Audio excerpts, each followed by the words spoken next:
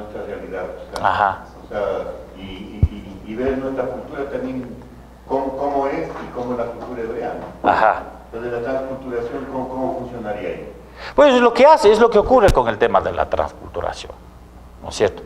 O sea, finalmente la transculturación lo que pretende es traer los elementos culturales acá, pero hay que hacer un proceso de filtración ahí.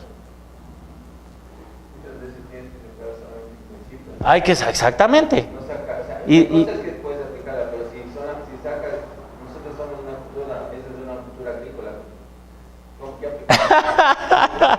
De pronto a los indígenas les puede resultar más fácil porque... puede ser. Ahora, nota por ejemplo, solamente para reflexionar. En el caso de Israel vive un cambio cultural en dos etapas de su vida. Por ejemplo, cuando los hebreos entran a Egipto, ¿cuáles eran sus rasgos culturales? ¿A qué se dedicaban ellos? Nómadas y pastores, ¿no es cierto? Por eso es que los egipcios no les querían, porque eran unos pastores, posiblemente son unos apestosos, huelen a oveja. Y en efecto, porque los egipcios no querían a los pastores, o sea, les ponían a un lado siempre. Entonces, entran así, nómadas y pastoriles. Después de 400 años, ¿cómo sale? ¿No es cierto? Son agrícolas. También tenían ganado. ¿No es cierto? ¿No es cierto? Orfebres, eran constructores. O sea, una mezcla de pastor, albañil y agrícola, un agricultor. Hace más o menos así. Así es como salen de Egipto. Exactamente. Pero salen diferentes. Si ves, se produce en ellos un cambio cultural, dadas las condiciones que tuvieron que vivir. Entonces, no es lo mismo la perspectiva cultural histórica de los patriarcas que de Moisés y el pueblo. Es diferente. Pero inclusive después de los 40 años, la nueva generación dejó las prácticas agrícolas y cuando entran a Canaán, otra vez tienen que volver a las prácticas agrícolas, lo que no hicieron durante los 40 años de... Claro, en esos 40 años de conquista, digamos, ya dejaron de ser agricultores, pastoriles, se dedicaron a guerrear, se hicieron soldados. ¿Sí? Entonces esos son cambios que es importante tomarlos en cuenta para leer el mensaje, porque es otra mentalidad. Bueno, pero más o menos voy a tratar un poquito más adelante. Ahorita solamente estaba haciendo la introducción y voy a tratar el tema de la cultura, porque eso les decía a los hermanos. Voy a trabajar en esta primera parte en la mañana, la parte más conceptual, para entender la importancia y cómo es que se sucede el asunto cultural y el asunto histórico. Porque si estamos nosotros ahora, les decía, estamos expuestos a visiones e interpretaciones del texto bíblico desde la perspectiva cultural.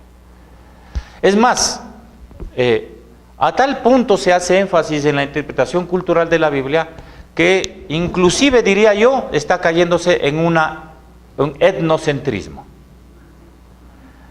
rayando la etnolatría, es decir, que solamente mi cultura puede entender de cierta manera la Biblia. Ustedes mestizos no pueden entenderlo.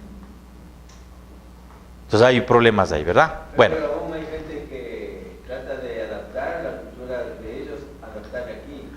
Entonces, estos los mesiánicos... ese es el problema. Que se visten. Sí. Hay gente que en la Pascua, o sea, para decir que ellos son como que de iglesias que comen el cordero con las hierbas amargas. Esa es la tendencia. Y eso... Y gracias más bien por traer el tema, porque ese precisamente es el problema de no entender el contexto del Antiguo Testamento y el propósito del Antiguo Testamento. ¿Sí ves? Entonces, en ese momento, ¿qué es lo que haces tú? Tienes que volverte judío. Porque si no eres judío, no entiendes el mensaje. Y ese es un engaño, es una falacia, es una mentira. ¿No es cierto? Porque hay un propósito teológico, un propósito salvífico en la transmisión del mensaje, aun cuando el ropaje puede cambiar, ¿verdad? Muy bien, entonces hay que buscar hay que buscar el significado teológico en los detalles, para no caer en la tendencia de leer los textos con nuestros propios conceptos culturales, como decía, o poner nuestra perspectiva y cosmovisión como base de la interpretación del significado teológico. Es lo que pasa con la teología de la liberación, como les digo. Y mucho de la teología de la prosperidad también. O sea, cae exactamente en lo mismo.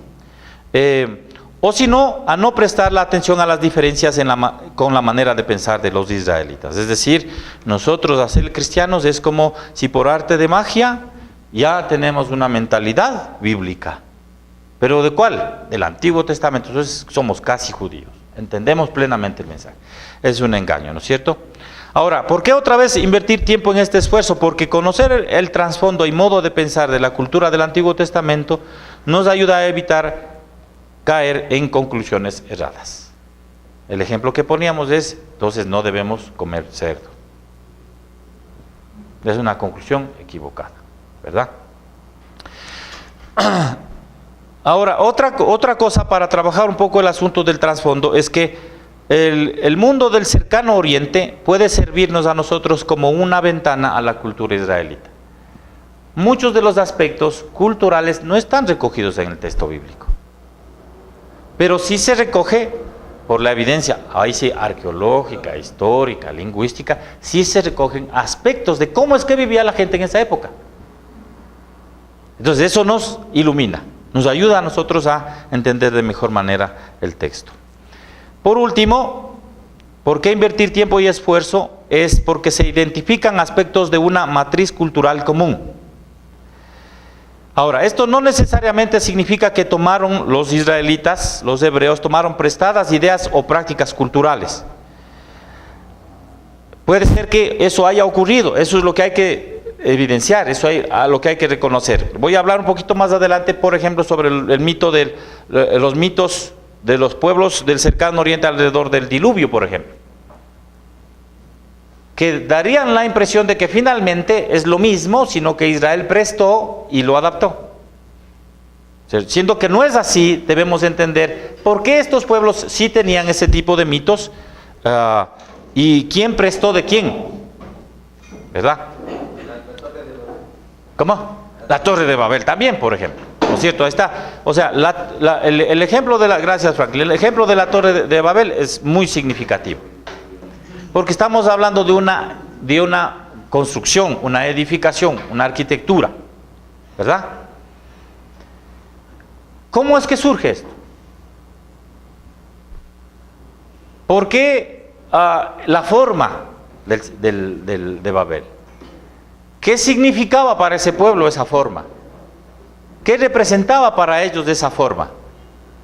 Entonces, hay que trabajar un poquito alrededor de eso, ¿no es cierto? Ahora, también debemos reconocer que, siendo que tenían una matriz cultural común, heredaban ciertos elementos culturales. Porque el pueblo de Israel se formó. Abraham, por ejemplo. Claro, Abraham, por ejemplo, era un individuo. Pero ¿de dónde venía Abraham? ¿De qué pueblo era? ¿De cuál era su etnia? ¿No es cierto? ¿Qué pensaba Abraham como caldeo? Josué dice que Abraham adoraba otros dioses. Los padres, él mismo. ¿Sí ves? Entonces, es importante entender esos elementos comunes que compartían. Lo que comía, por ejemplo, la esposa de Abraham. La esposa de... ¿Cuál es la esposa que escondió este ídolo? Raquel, de Jacob. ¿Por qué lo hizo? ¿Por qué lo hizo? Entonces resulta siendo que ha sido una idólatra, pues. Entonces Jacob se casó con una idólatra. No buscaban que haya Dios, sino que sean de la familia, nada más, para que no sean tan como los cananeos. Sí, pero ves, hay una realidad cultural ahí, que es con la que convive Jacob. ¿Por qué finalmente Jacob acepta esa situación, ese evento? Sí, parece que practicaban porque se roban los padres. Claro, se roba, pero ¿por qué lo hace? O sea, ¿cómo lo entendemos si no es explorando el tema cultural? Si nosotros no exploramos el tema cultural, vamos mal a entender lo que estaba ocurriendo ahí. ¿Y por qué está registrado en el texto bíblico y para qué lo hace el texto bíblico? ¿Cuál es el propósito de ese evento? ¿Verdad? Muy bien. Entonces hay elementos de simple herencia cultural que compartía Israel con los pueblos aledaños. Eso no podemos negarlo nosotros. O sea, hay elementos que eran comunes. Y no es que sea malo. Sí. Pero Dios mismo utiliza la forma de, por ejemplo, cuando estudiamos los pactos, como que dice el pacto, o sea, Dios, los pactos como ellos, los del Medio Oriente, los ejecutaba y los determinaba, Dios mismo utiliza el mismo método para establecer sus pactos como pueblo de Dios. Eso vamos a ver. Eso vamos a ver, claro, pero lógico, ¿no es cierto? Lógico, es para que entienda. Pero entonces, ¿qué es lo que vemos nosotros? No se olviden este principio que Calvino lo recoge y lo desarrolla en la institución de la religión cristiana, cuando dice que la revelación de Dios, es decir, el texto bíblico, ¿no es cierto?, es condescendiente con el hombre.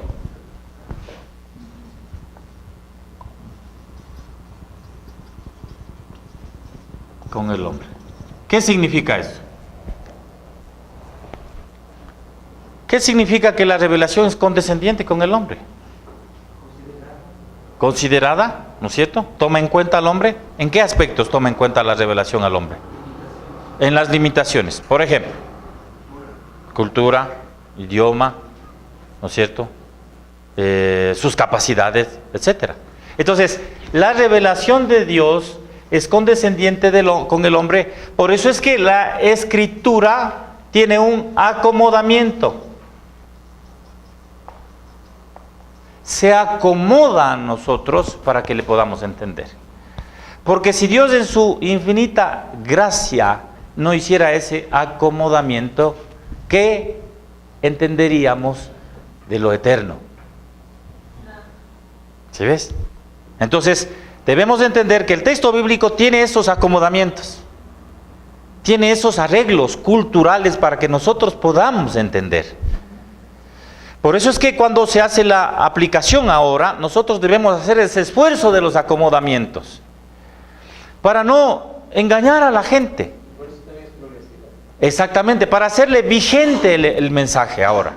Tenemos que hacer ese esfuerzo del acomodamiento. En el texto bíblico no hay nada parecido a lo que llamamos posmodernidad o modernidad. ¿Qué hacemos en ese caso? Entonces la Biblia no hablará de eso. Hay que hacer el esfuerzo de ese acomodamiento del mensaje bíblico a nuestra época. Pero hacer eso supone entender los acomodamientos que hay en el texto bíblico. Por eso es que toca estudiar. Y cuando hacen los acomodamientos o las distintas versiones, van al texto original que es representado. No. Los acomodamientos no es unir a los textos originales. Vamos a hablar un poquito más adelante de un poco de las lenguas y precisamente de la recepción del texto.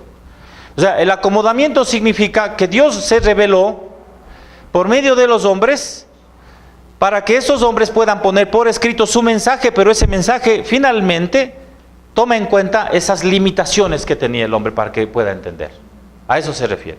No estamos hablando ahorita de textos originales ni nada, sino el proceso de la inspiración del texto bíblico. Entonces, Dios inspira a estos hombres para que escriban, pero estos hombres hacen ese acomodamiento, esa adaptación, ¿no es cierto? Para que pueda ser comprensivo. Eso digamos es lo contrario a lo que, no sé si comúnmente pasa, lo contrario, se acomoda la cultura a Exacto. texto bíblico. Sí, exactamente. Es al revés a veces lo que nosotros queremos hacer. Lo que queremos hacer es acomodar el texto bíblico, no, o más bien, la cultura.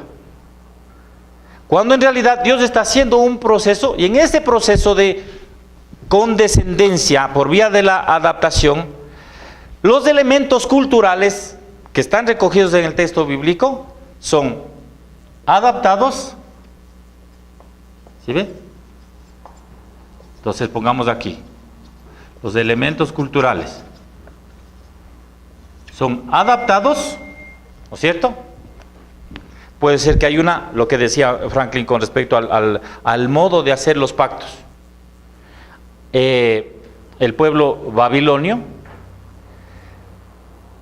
hacía ese tipo de contratos, ese tipo de pactos, ese tipo de acuerdos entre el soberano y sus pueblos.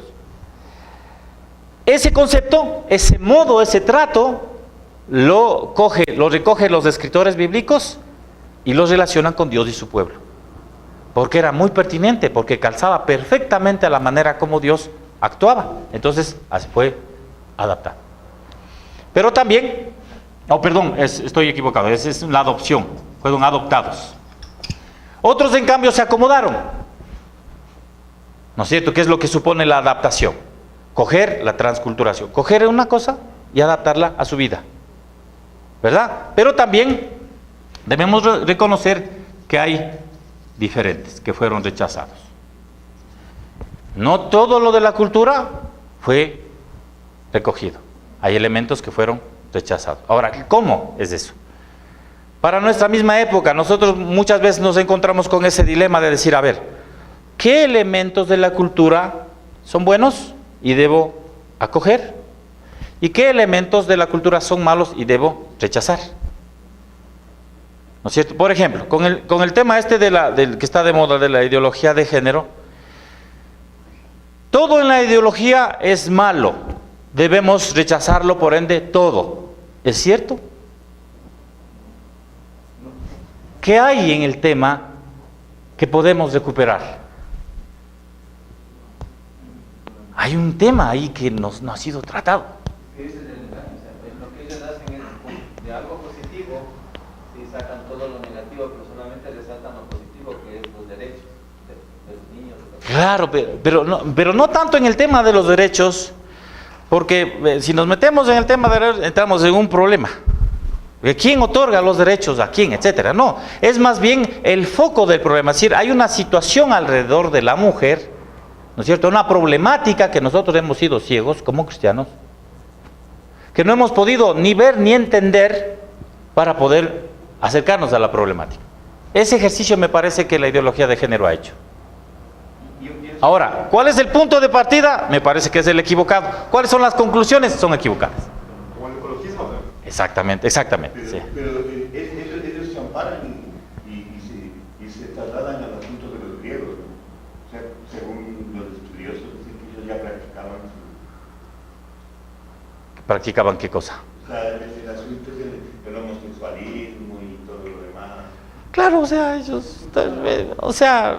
claro.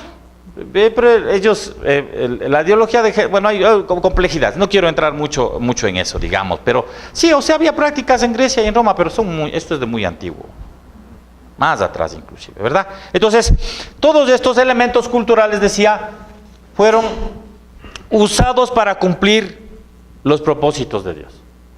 ¿Sí ve? Hay elementos de la cultura que pueden haber sido diferentes, adoptados o adaptados, pero que Dios los utilizó para cumplir los propósitos para los cuales intervenía. Entonces es importante entender eso precisamente. ¿Cuáles son esos elementos? Esa es la tarea del estudiante de la Biblia, del predicador del Antiguo Testamento, del que enseña en el Antiguo Testamento. Esa es la tarea, decir, a ver, ¿cuáles son estos elementos de la cultura que fueron recogidos por el texto bíblico, son útiles para nosotros? ¿Y cuáles son de los elementos que fueron recogidos por los escritores del Antiguo Testamento, pero que simplemente son elementos culturales que no van más? ¿Sí ve? Entonces, ¿cómo hacemos eso? Pues hay que estudiarla. Vamos al cuadro que tenemos ahí en su material, que dice la cultura bíblica y la aplicación moderna. ¿No tienen el material? ¿No tenemos más copias? No están los que van. ¿Quién va a ser? Vos vas a ser. Franklin sí está. ¿Quién más va a ser estudiante? Pato, ¿tú vas a tomar el curso también? ¿Ustedes van a tomar el curso? No. Pero podemos sacar las copias de solamente de las hojas de la guía, nomás trae el DITA por el momento. Voy a compartirles porque hay un cuadro resumen ahí sobre la cultura bíblica y la aplicación moderna, y con el que nos vamos a guiar. Es este cuadro que está ahí. Entonces dales nomás a los que necesiten la guía. Usted, mi hermano, sí va a tomar el curso también, ¿cierto, hermano Gerardo? A ver, presta el para.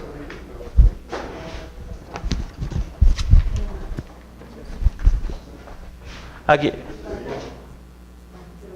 Ahorita, sí, ahorita tengo más. Después les cobro. Claro, o sea. No nos vamos. Aquí el Pato también, Eldita. Y después sacamos más copias para los que necesiten. ¿Ya? Sí, una pregunta. Sí. Si el uso de las adaptaciones culturales no es una problemática para el no creyente en el momento de refutar la Biblia, porque puede interpretar, o sea, que efectivamente ahí es donde entra la parte humana en la escritura del texto. ¿Cómo no? ¿Sí? ¿Cómo refutar ese argumento? Bueno. Porque desde este punto de vista resulta válido decir que alguno de los autores, yo creo todo lo contrario, es una pregunta, ¿sí? Alguno de los autores pudo haber colocado allí algo que Dios no quiso que estuviera. No sé si me explico adecuadamente. Ya, sí, claro, o sea, otra vez, el problema es ahí el concepto de la inspiración bíblica. Yo lo asumo totalmente. Claro, entonces, el incrédulo obviamente no va a aceptar la inspiración bíblica, es decir, no va a aceptar el factor de acción de la obra de Dios en la redacción. Simplemente va a decir que, puesto que es un texto literario como cualquiera otro, el autor escogió los elementos que quiso incluir en su redacción, ¿no es cierto? Y entonces es fácil entender entonces, desde esa perspectiva, que muchos de los textos bíblicos eminentemente culturales, muchos de su propia reflexión, u otros más copiados de los pueblos aledaños, ¿no es cierto? Entonces, desde esa perspectiva nosotros no podemos negar, ¿no es cierto? Sí hay factores culturales que ahí están presentes, ¿no es cierto? El problema está en cuáles fueron esos factores que el autor cogió y los incluyó en el texto bíblico y por qué lo hizo. Y cuáles otros elementos culturales él no incluyó de la misma época y por qué. Eso es importante. Otra vez hay que ver el propósito por el cual fueron escritos los textos bíblicos. El texto bíblico no fue escrito para dar testimonio de los eventos históricos de un pueblo, sino de la acción de Dios por medio de ese pueblo en los eventos históricos que vivió, ¿no? Entonces, sí es complicado, porque finalmente, si lo ves el texto bíblico como un texto solamente literario, esa es la conclusión lógica, ¿no? Pero nosotros como creyentes sabemos que finalmente el autor del texto bíblico, ¿quién es? Dios mismo, o sea, es Dios mismo que utilizó. Ahora, no es tampoco que el texto bíblico fue un momento de inspiración literaria, ¿no es cierto? En el sentido de que, como yo, un poeta, veo la realidad, me conmuevo ante la realidad y vivo un momento de inspiración y escribo sobre eso. No, muchos de los textos, eventualmente ocurrió eso, pero muchos de los textos bíblicos del Antiguo Testamento y del Nuevo fueron fruto de la reflexión, del diálogo, de los eventos históricos, de recopilar información, de investigar por aquí, por allá. A veces pasaba años en continuar su redacción. Por ejemplo, se le ve a Jeremías en distintas etapas de Israel, por ejemplo. Y no es que él escribió de un plumazo todo, sino fue recogiendo la temática, recogiendo la información. Estuvo en Egipto, estuvo en Babilonia, estuvo en Judá, etc. Y después escribe. No todo lo que está por ejemplo, en el Pentateuco fue escrito por Moisés. ¿No es cierto? Por ejemplo, los 10 mandamientos. ¿Quién escribió los 10 mandamientos? Exacto, si ves es el dedo de Dios escribiendo en la piedra. Eso no escribió Moisés. Moisés después obviamente recoge, porque él mismo les da contra el becerro, etcétera, y él mismo tiene que volver a escribir lo que ya Dios escribió. Entonces, no es, otra vez, no es porque, repito, a veces nosotros somos anacrónicos en la manera de pensar sobre el texto bíblico. Anacrónico significa que tomamos dos tiempos diferentes. Desde mi tiempo, desde mi época, leo el tiempo pasado. Y entiendo desde mi manera de pensar en este tiempo los eventos pasados. Entonces nosotros somos anacrónicos, pensamos que así como se escribe ahora, se escribió antes. Gabriel García Márquez, por ejemplo, dice 100 años de soledad. Ustedes saben la eventualidad de cómo él escribió. Que se encerró. 6 meses tuvo que encerrarse, la mujer le pasaba la comida por debajo de la puerta, porque si no, no escribía, no le salía. Se encerró y escribió, ya. Pero así no es como se escribieron los textos bíblicos. No se escribieron así. ¿Cierto? Fue un proceso. La redacción final, en muchos de los casos, fue una compilación. Así como hizo en el Nuevo Testamento, ¿quién hizo eso? Lucas. Él dice en los primeros versículos: querido Teófilo, yo, después de haber estudiado, investigado, conversado, me tomó mucho tiempo, mucho esfuerzo, viajé, estuve en Jerusalén, estuve en Samaria, estuve con Pablo en Tarsis, y después de todo eso, escribo ahora para explicarte y ponerte en orden las cosas relativas a la salvación. ¿Sí ve? Entonces no es, otra vez, no seamos anacrónicos en la manera de la elaboración del texto. Entonces es importante tomar en cuenta esos elementos. Veamos, entonces, en el cuadrito ese que tienen ustedes en su hoja, que dice la cultura bíblica y la aplicación moderna.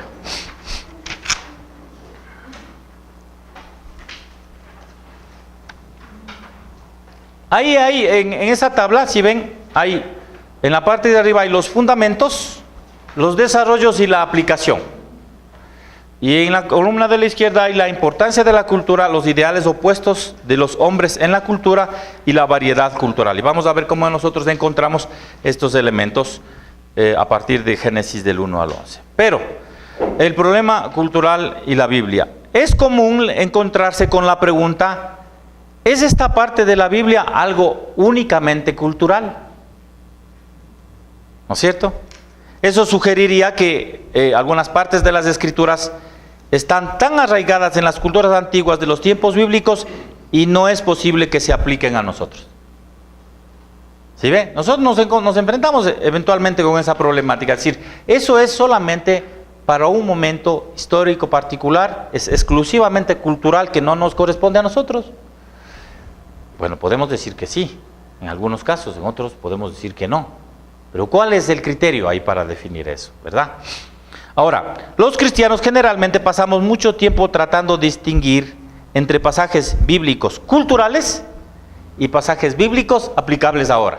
Y es lo que generalmente ocurre con las predicaciones, ¿verdad? Sobre todo las predicaciones que no son las predicaciones expositivas. Porque cuando son las predicaciones temáticas, por ejemplo, sobre el Antiguo Testamento, es fácil evadir esta pregunta. Porque vos lo que haces es coger un tema y justificar el tema con la Biblia. Pero cuando haces predicación expositiva, te toca ajustarte al texto.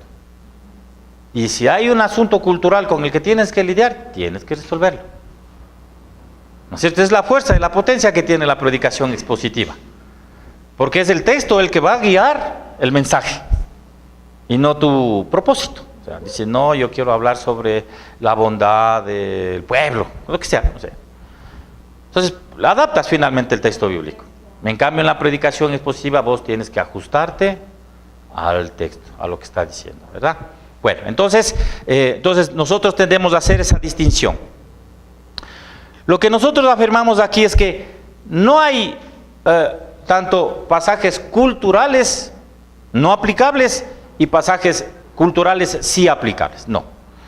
Cada parte de la Biblia es cultural y aplicable. Las dos cosas. Entonces, todo, claro, que no se predica. ¿Sí ves? Todo. Aunque no nos gusta leer el Levítico ni números.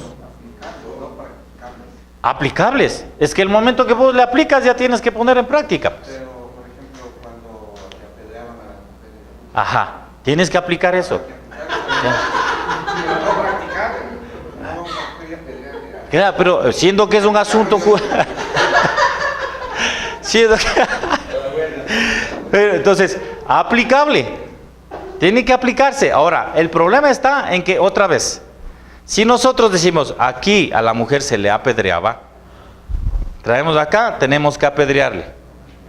Eso no es aplicación. Eso significa que no se entendió ni el principio, no se entendió el principio, no se entendió el contexto, no se entendió ese texto en el concierto de toda la revelación de Dios y la aplicamos.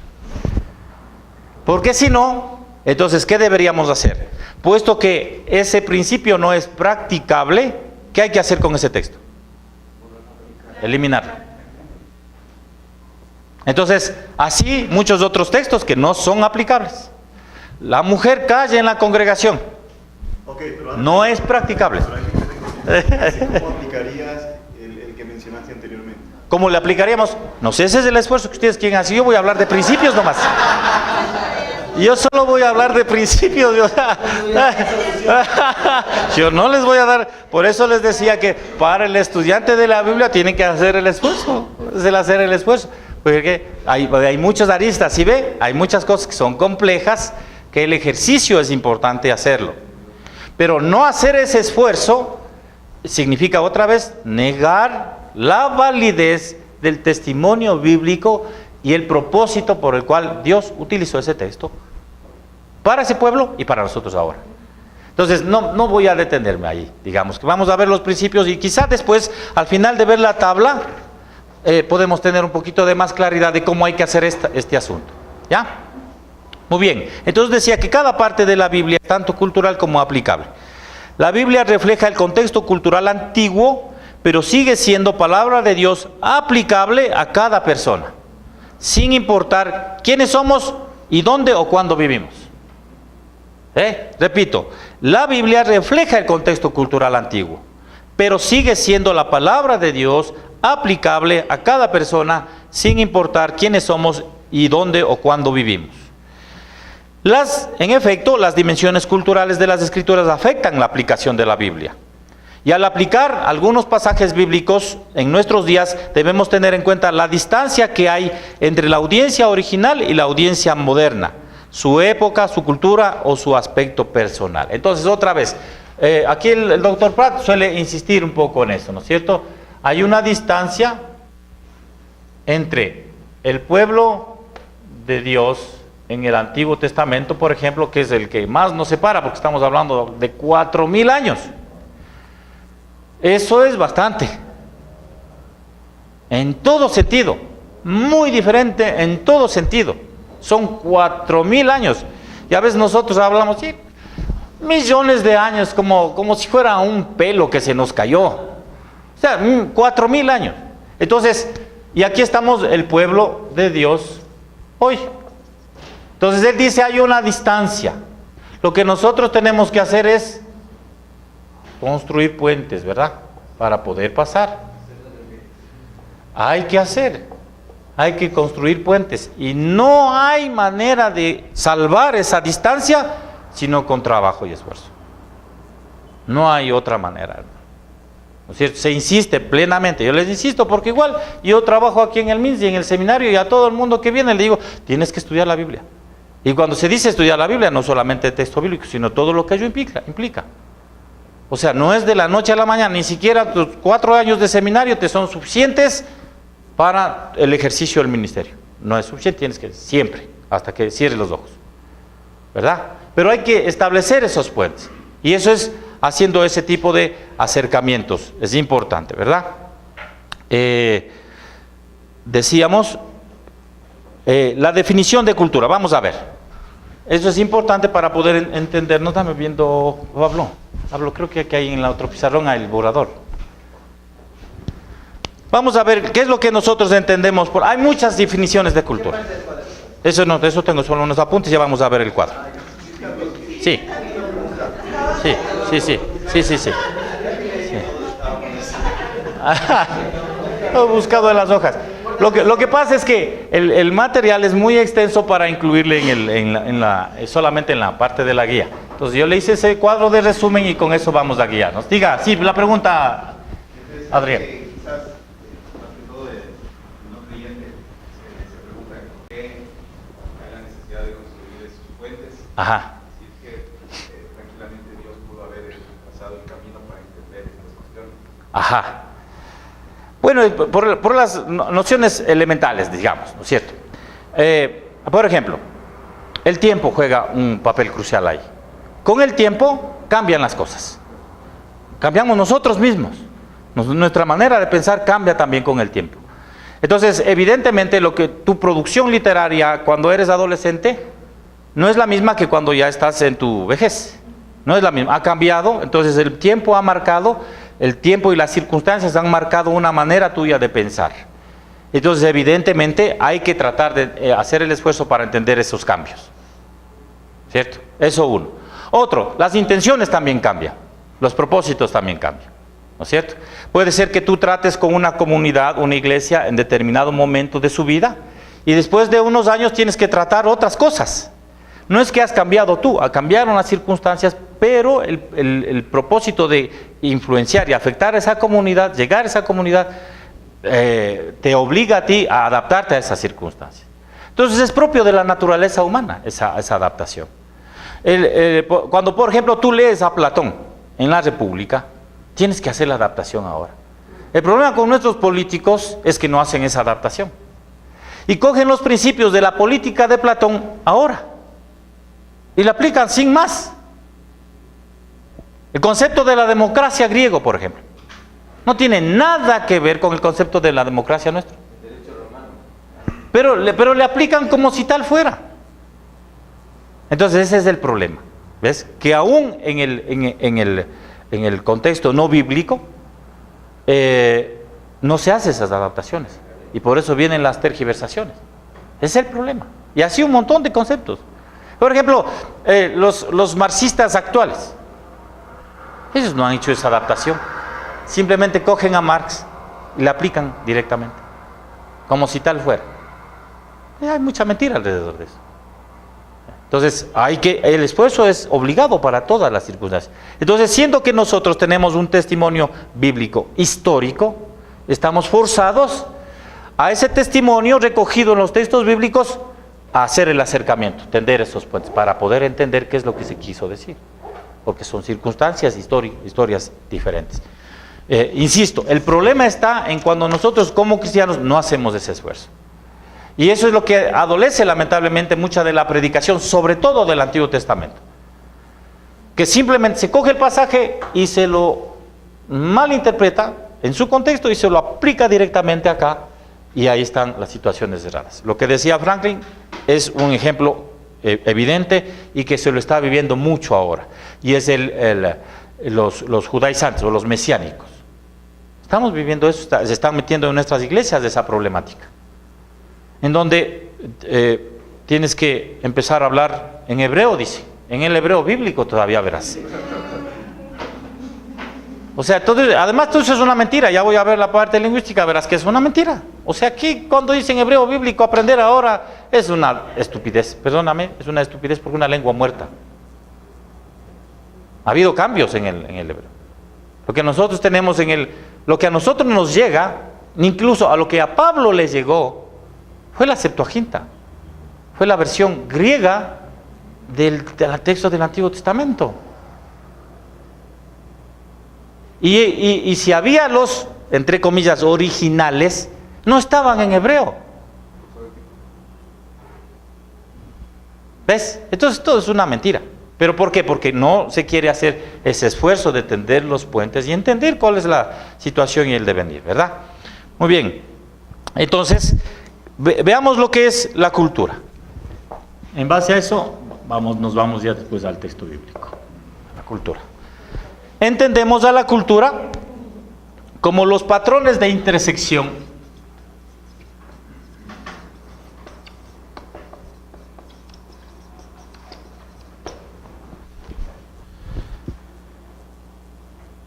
de conceptos, comportamientos,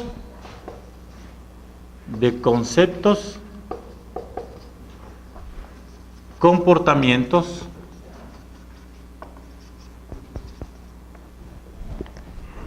y emociones que caracterizan a una comunidad. Y emociones que caracterizan a una comunidad. Ahora, es un poquito diferente esta definición a las que... Hay muchas definiciones, o sea, cada autor define a su manera el asunto de la cultura, pero digamos, es útil para lo que nosotros queremos, porque no se enfoca en los artefactos, ¿sí ve? Nosotros decimos a veces la cultura es lo que el hombre produce. ¿Cómo? Lo que hace para producir, para vivir, digamos. No se enfoca en eso. Acá estamos hablando específicamente de conceptos, comportamientos y emociones de una comunidad. Entonces vamos a ver, cuando decimos que las culturas implican patrones de intersección, pues la primera parte, ¿verdad? Estamos diciendo cuáles serían los patrones de intersección, los que son comunes, ¿no es cierto? Y por ejemplo, ¿cuáles serían esos patrones? Lenguaje, vestimenta, arte, trabajo, tecnología, adoración, patrones de intersección, ¿no es cierto? Patrones que implican las relaciones interpersonales y de autoridad social también.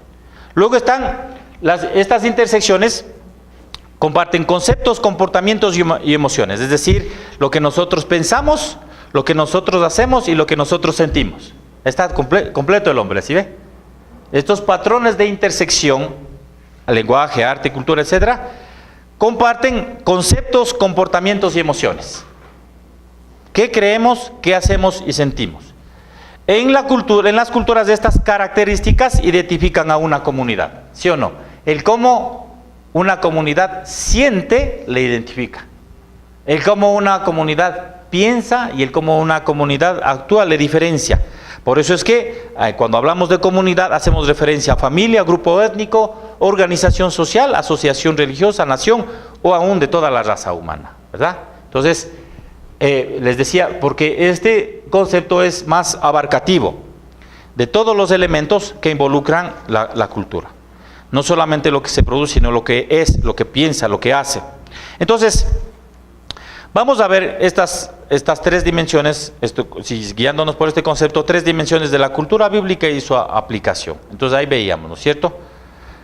Los fundamentos bíblicos de la cultura en los primeros capítulos de la Biblia. Los cuales son los fundamentos de la cultura. A ver si en efecto, como decías tú, Adrián, la cultura es algo que surge, o Dios es el que interviene en el desarrollo de la cultura. O sea, cuánto sí, cuánto no.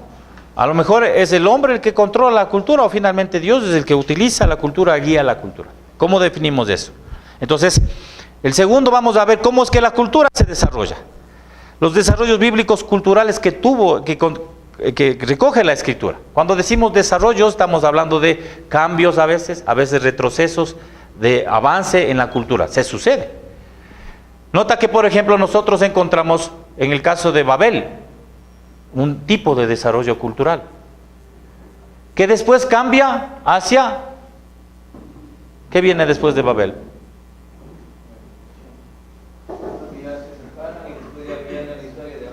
¿No es cierto? Con la dispersión se sucede la diversidad.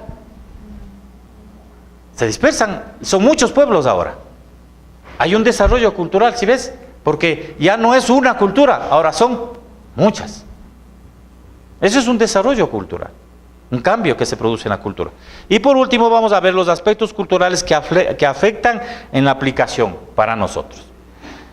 Entonces nos vamos a centrar, no vamos a leer todo el texto bíblico de Génesis 1 al 11, sino yo parto de la idea de que ya dominamos esos capítulos. ¿De acuerdo? Por lo menos los hemos leído. Dominamos. Entonces digamos que vamos a tratar algunos temas que son conocidos, esa es la idea, ¿no es cierto? Entonces, Génesis del 1 al 11, primero establece la importancia de la cultura. Segundo, Génesis del 1 al 11 introduce dos ideales de cultura opuestos perseguidos por los hombres. Y tercero, Génesis del 1 al 11 establecen el escenario para una variedad cultural entre los fieles seguidores de Dios. Vamos a ver, entonces, primero vamos a ver la importancia de la cultura en el texto bíblico. Génesis del 1 al 11 cubren toda la historia del mundo, desde la creación hasta Abraham. ¿Verdad? Desde la creación hasta Abraham. Y de ahí es otro desarrollo cultural, ¿sí ve? Más o menos. O sea, si es que quieres poner una fecha a la creación, decimos 2000 años. Es más complejo. O sea, mientras más hacia atrás vamos, es más complejo fijar las fechas, más allá del testimonio de las genealogías, ¿no es cierto? Y eso vamos a ver. Pero digamos que ni aun las genealogías a veces nos ayudan a ser fijos en la cronología. Pero digamos, no pongo fechas, pero digamos son Génesis del 1 al 11. Ahí está, ¿verdad? Otra vez, porque la fecha no indica nada en términos de la evidencia para el testimonio bíblico. En cambio, en ese sentido, los científicos de ahora sí nos ayudan. Dicen, o sea, no hablamos de millones de años, sino hablamos solamente de miles de años. Claro, por eso te digo, pero en definitiva, o sea, si nosotros vamos a la búsqueda del evento cultural, del mandato cultural, entonces el fijar un año no nos ayuda mayormente, más allá de cómo es que Dios establece el asunto de la cultura. Eso es importante, ¿verdad? Entonces, decía, cubre desde la creación hasta Abraham. Y estos capítulos trazan los patrones ideales de Dios para el mundo y la cultura. ¿Estamos de acuerdo? Estos capítulos definen lo que Dios quiere con respecto a lo que es la cultura y finalmente el mundo y la cultura. Dios establece ahí los fundamentos. En cuanto a las generalidades. De todo, claro, de todo. De todo lo creado, pues. O sea, lo que ocurre en Génesis del 1 al 11 afecta ¿a quiénes? ¿A quiénes? A todo el mundo. Creyentes o no creyentes, de veras. O sea, por eso me refiero, digamos, que establece las generalidades en cuanto a esos conceptos, sí, comportamientos y emociones. Sí. Porque de ahí se deslinda algo específico a cada uno. Exactamente. Entonces, bien importante lo que tú acabas de decir. Génesis del 1 al 11 plantea precisamente esto. Define. O sea, son lo que siempre se dice, son los fundamentos. Por eso es que el tema del matrimonio no está fuera de esos fundamentos. Son fundamentos, eso no puedes cambiar. Es lo mismo que pasa con la cultura, está ahí. Eso es lo que es, porque son los fundamentos establecidos, ¿verdad? Entonces, estos capítulos trazan los patrones ideales de Dios para el mundo. Otra vez, no es un criterio limitado a la historia ni a la cultura, sino es como Dios delimita lo que quiere que sea la cultura, lo que quiere que sea el hombre. Eso es importante, porque otra vez, la cultura no está delimitada por la relación del hombre con la naturaleza, aun cuando la antropología o los científicos nos dicen eso, que la cultura es el producto de la relación del hombre con la naturaleza, es fruto de su relación con todo el entorno que se produce la cultura, es decir, que surge concomitantemente, ¿no es cierto?, naturalmente de esa relación, de ese vínculo. Lo que decimos nosotros es que Génesis 1 al 11 en cambio Dios define los patrones culturales, los establece, es decir, pone un marco en el cual se desarrolla la cultura humana. Más allá de eso, no puede ir la cultura. ¿Ya? Muy bien, entonces, estos capítulos también guían nuestra lectura del texto, del resto de Génesis y de las Escrituras. Es decir, si entendemos adecuadamente cómo es que Dios define el asunto de la cultura, nos ayuda a entender desde Génesis hasta Apocalipsis la problemática de la cultura. Entonces vamos a entender, pero eso es importante. Ahora veamos, el mandato cultural, la habíamos leído al principio, Génesis 1 al 28, si alguien tiene, rapidito, si no le busco yo. 1.28, ese sabemos de memoria.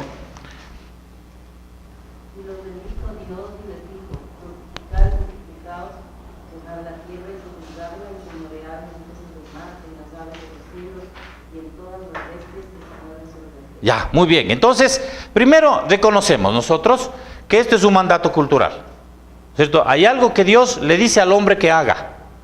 Es un ordenamiento que Dios le encarga que haga a todo lo creado, hazte cargo. Eso es, le ordena actuar culturalmente. Entonces el hombre finalmente hace cultura a pesar de él, en obediencia a Dios. El incrédulo desarrolla la cultura aun cuando niega a Dios. ¿Pero por qué lo hace? Porque Dios así ha ordenado que sea. ¿No es cierto? ¿Qué pasó?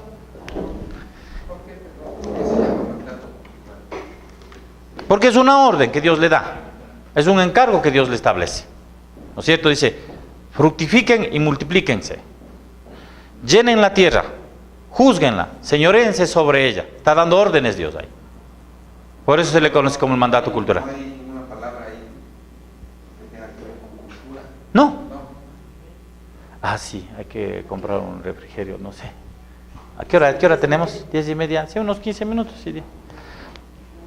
No, pues no, porque el tema de la noción cultural, el concepto cultura no existía pues antes. Exactamente. Otra vez, la palabra cultura viene precisamente etimológicamente de esa raíz, que viene cultura, cultivar, agricultura, más o menos de ahí viene.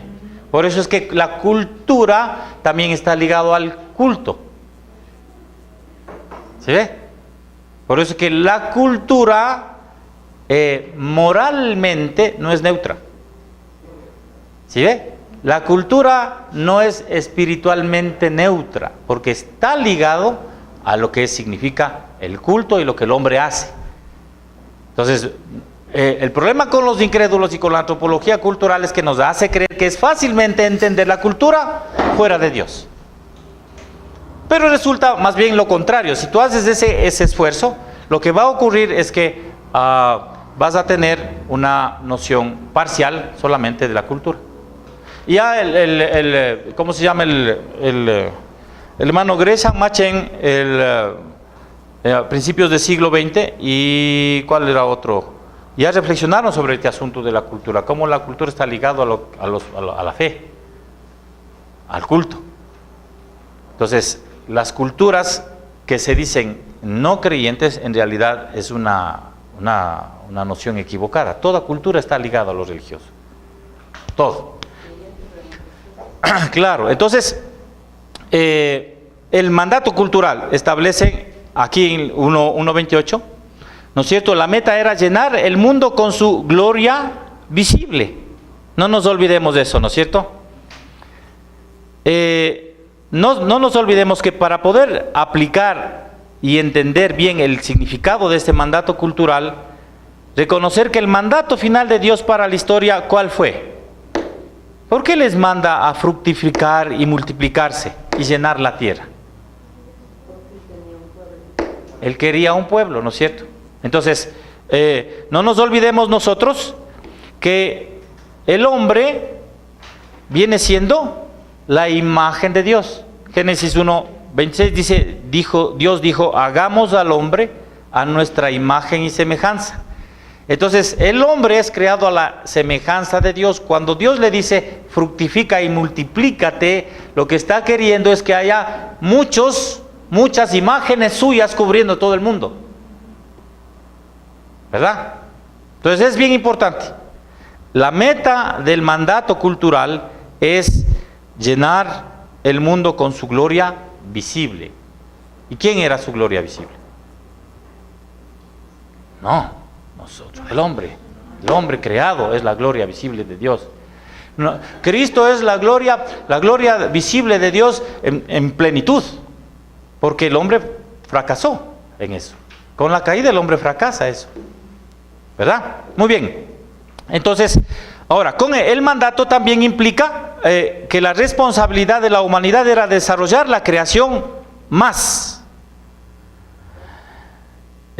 Porque Dios finalmente le encarga al hombre que llene la tierra y sojuzgue y gobierne, señorea y con los animales y con las plantas. Es decir, no deja la creación en un estado congelado, primitivo, digamos. No lo deja así. Por eso los reformadores sacan el método Foucault con el método científico en base a ese texto de Ajá. dominar la tierra y sus datos, ¿no? La cultura trasciende inclusive hasta el siglo XVI para desarrollar Claro. un científico. Exactamente. Entonces, si ves otra vez, todo lo que implica la cultura, ve, todo esto, es un mandato que nos encarga Dios que lo hagamos mientras nos multiplicamos. Esa es la meta. Que todo lo creado no permanezca congelado en el tiempo, sino que vaya habiendo desarrollos que amplíen más la creación de Dios. Que magnifiquen la creación de Dios. Ese es el encargo que el hombre tenía. Porque con la meta final de la redención, ¿verdad? La redención iba a ser la gloria, la demostración final de la gloria de Dios. Si fuera el caso hipotéticamente, que podemos hacer el ejercicio mental, ¿no es cierto?, de que no hubiese habido caída y Adán y Eva cumplían con ese propósito, ese desarrollo cultural, ese mandato cultural en ejercicio significaba el desarrollo de la creación, la ampliación de la creación, la ocupación del hombre, mostrar la gloria de Dios en todo lo que ya creó para que sea más glorificado todavía. Pero eso fue truncado. Pero ese era el propósito, ¿sí ves? Ese era el propósito. Por eso es que... Claro, ahora vamos a ver, ¿no es cierto? Vamos a ver de qué manera se cumple ese mandato después de la caída. Porque hay un problema ahí. Hay un problema ahí. Pero lo que quiero enfatizar es el hecho de que, siendo que el mandato cultural está establecido ahí, y es un mandato que le encarga al hombre, y también después le encarga a todos, o creyentes o no creyentes. Pero finalmente al creyente le impone también ese mandato cultural. No hay nada en la cultura que nosotros no debamos intervenir. Claro, por eso son los fundamentos. No hay nada. Entonces, cuando nosotros decimos a veces por enojo con los políticos, porque sí, matan de las iras. ¿No es cierto? Matan de las iras. Pero decimos, los cristianos no nos metemos en la política porque eso no es de Dios. Estamos contradiciendo el mandato cultural. Exactamente. O la ciencia. O la tecnología. La religión y la ciencia. Exacto. Entonces están haciendo una separación, un dualismo que no existe en este fundamento. No existe. Sí, sataniza, es sataniza. Cuando exhortamos a los hermanos, criticamos a los hermanos que se pagan, que aspiran una maestría o un masterado, un posgrado, que puede ser en ciencia. Claro. Indicando que se está preocupando más de las cosas del mundo que de las cosas de Dios. Claro, es un dualismo. Y dando a entender que los unos son más espirituales que los Exacto. ¿Cómo se puede haber desarrollado el mundo si no hay esa capacidad de estudio y esa profundización en el estudio de las cosas científicas? Exactamente. Exactamente. Exactamente. Exactamente. Ese es un problema para nosotros. El mundo caído, decía Martin Lloyd-Jones que con la caída una de las peores cosas que pudo haberle ocurrido al hombre es que perdió su equilibrio. No podemos ser equilibrados. El pecado nos hace ser desequilibrados. O nos vamos de un extremo a otro, pero difícilmente nos mantenemos equilibrados. Hay padres que dicen, yo hubiese querido que mi hijo siga teología, pero se fue a